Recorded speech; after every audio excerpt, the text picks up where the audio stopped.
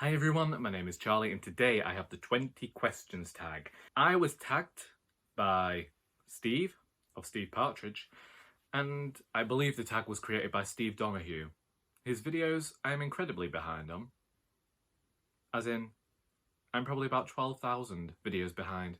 These are 20 random questions and so I'm gonna answer them. 1. What's the nearest place to you that's so famous everybody knows it, and how near is it? If you didn't know, I live in Macclesfield, a town in Cheshire, in the north of England, although some people deny us our northern status and say we're part of the Midlands, which is always fun and a complete nonsense. Famously, and something this town always gets associated with, is Ian Curtis of New Order. And so the nearest place to me that's so famous everybody knows it is probably his headstone, because it keeps getting stolen. Or did Steve mean actual place, country, city, that sort of thing? If we're going city, then Manchester. 20 minutes on a train. Or with me mother driving, it's going to take you an hour. 2. Have you ever had a paper cut so bad you thought you might die of it? No. The answer's no. Let's move on. 3. Have you ever found anything genuinely valuable in a used book you bought? Apparently I'm not allowed to say money, so no. 4. Have you ever read, met or married Jacques Barzun? Who's that? 5. Aside from your pets, what is the specific non-human animal you see most often? Sheep. Or do they count? They're not pets. They're not pets. Sheep are like, very present around the fields. And some of the sheep I see aren't mine. Or cows. Sometimes if I don't leave early enough in the morning, I'll get stuck behind cows because they're being crossed from one field to another. So yeah, there you go. 6. Have you ever been inside a cathedral? If more than one, do you have a favourite? I have never been inside a cathedral, nor do I have a favourite. However, we did once go to the local church on a school trip, and it was just 5 minutes down the road. I'll just tell you now, they made us go up these stairs so we could sit where, I don't know, the Pope would sit, no idea, the Bishop.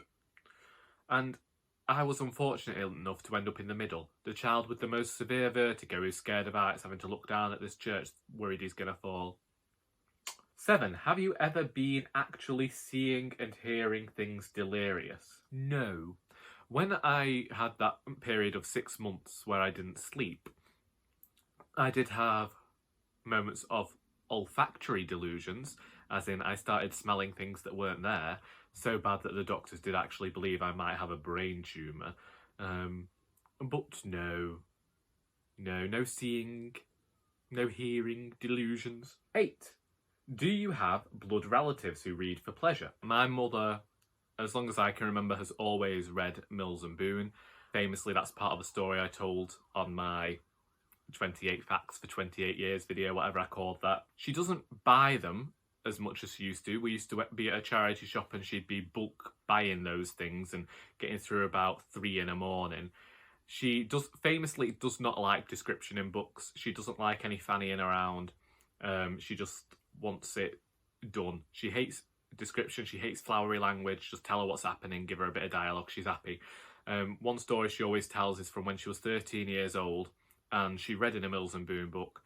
He rolled his eyes along the floor to her and she burst out laughing, and her grandmother asked her what it was. She said she was just imagining this man removing his eyeballs and rolling them along the floor like marbles. Another time she laughed was when the man was in a lift, or elevator for you heathens. He was in a lift and he just stuck his hand straight down the dress of this woman and started fondling her breasts. And this woman thought it was highly romantic, and my mother said she knows that if her grandmother had been there, she'd have slapped him and hit him with her handbag. 9. How many species have you smooched smack dab on the lips? 2. Humans and dogs. Not so much the dogs anymore. I'll admit that as a teenager and a child, yes, that did happen. But I realised the error of my ways quite soon. And, dogs lick parts of their bodies that I'd be earning money for if I could lick on myself. 10. Do you ever listen to the radio? Any favourite programme or person? We have the radio on all the time at work, BBC Radio 2, and I specifically will drop everything for Popmaster with Ken Bruce at 10:30. I also listen to BBC Radio 4, however I don't listen to it live, and most often I prefer radio plays on there.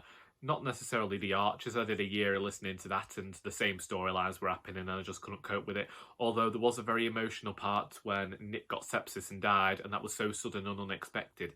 It was also a good job that I listened to it about a month later, because when she was originally going through it, it coincided with my father's diagnosis of sepsis, so I'm glad that I didn't listen to that at the same time.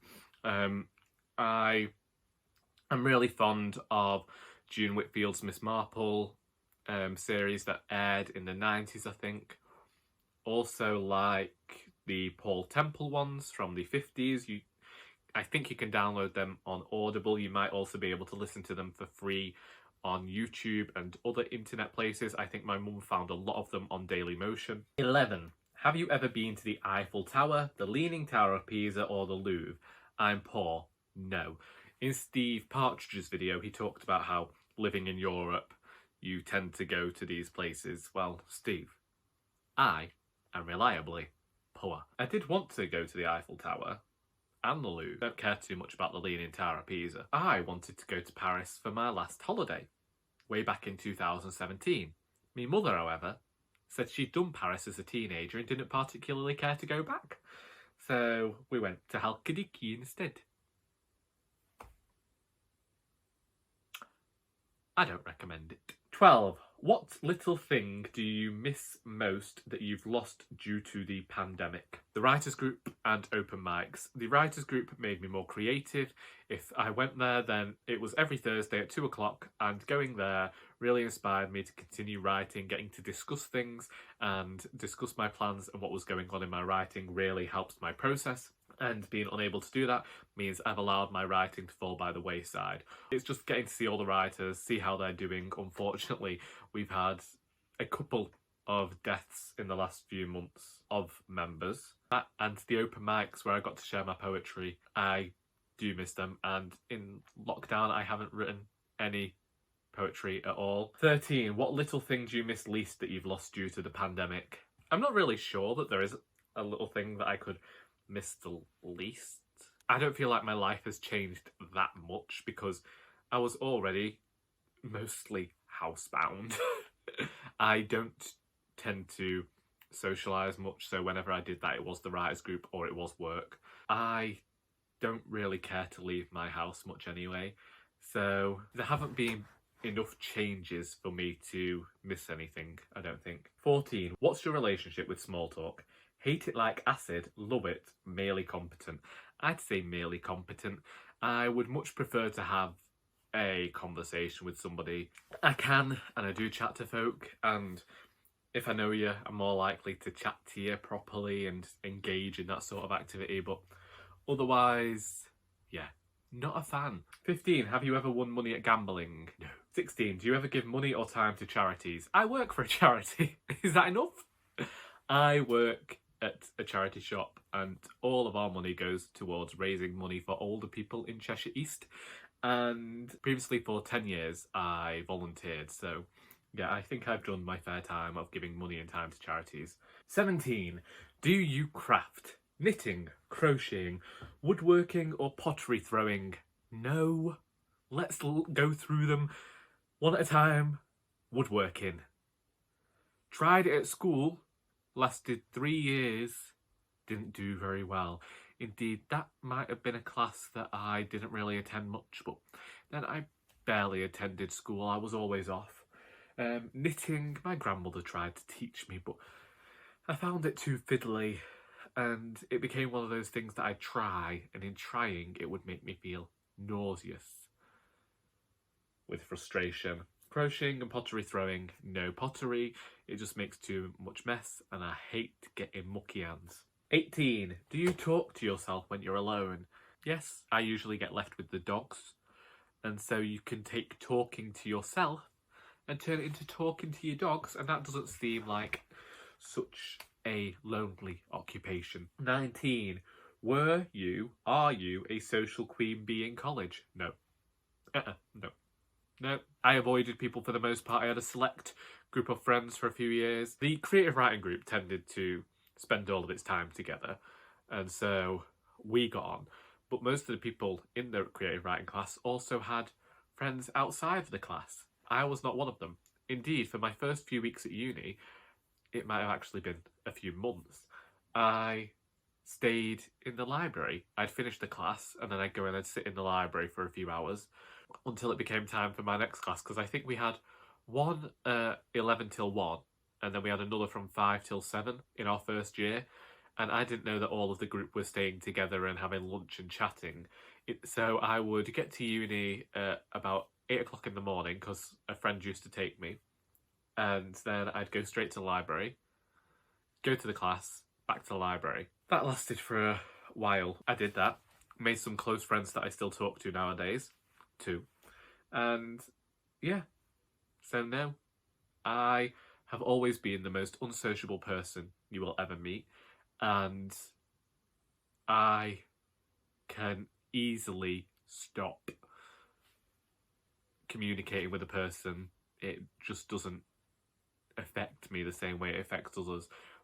I never think of it as like this major falling out. Sometimes people just drift apart. It happens on YouTube and BookTube. It happens in real life as well, and you don't have to worry about it. 20. Are you a sunrise person or a sunset person? I can be most productive after 11 o'clock at night when everybody has gone to bed and I just sit and write. However, that also comes from my great insomnia that can leave me awake for hours and hours and hours. I don't know what this means really, because I can also get up early and like start my day at 6 o'clock and not, or before that, and not really think anything of it. Is it bad to say I don't care? I will say I'm a sunset person simply because I'm usually awake then, and I'm not always awake for sunrise unless it's winter. Since Steve Donahue did tag everybody, I don't think I can particularly find the wherewithal to tag anyone myself. So if you fancy doing this tag, have a go, but nobody's going to be holding your arm up your back. Anyway, them's the questions, them's me getting frustrated at family members. I hope that wasn't too bored, and until next time, that is all.